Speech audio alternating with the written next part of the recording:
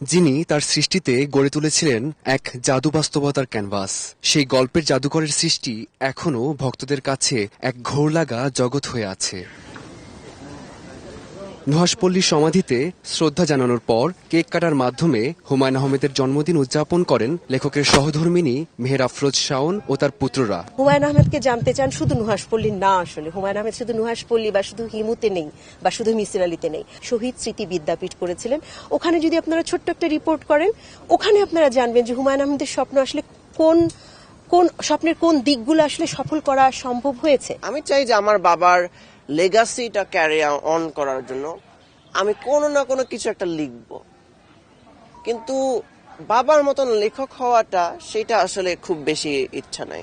হুমায়ূন আহমেদের ভক্ত অনুরাগীরা নুহাশপল্লীর মাটিতেই খুঁজে ফেরেন গল্পের জাদুকরকে। তার অস্তিত্ব যেন এখনও মিশে আছে নুহাশপল্লীর পুরো আঙিনায়। উনি আমাদের কাছে আছে, চিরন্তন উনি আছে, উনি আমাদের মাঝে অনেক দিন বেঁচে থাকুক, হাজার বছর বেঁচে থাকুক, সেটা আমরা চাই। হুমায়ূন আহমেদ স্যারকে আমার মতো ক্ষুদ্র একজন ব্যক্তি সেভাবে মূল্যায়ন করা সম্ভব না। ওনার প্রতিটা শাখায় ওনার বিচরণ ছিল ব্যাপক। অপেক্ষা যে বইটি আছে ওটা আমার একদম হৃদয় ছুঁয়ে দিয়েছে। স্কুলের শিশুরাও এসেছে হিমু, মিশির আলী কিংবা রূপার গল্প জানার কৌতূহল নিয়ে।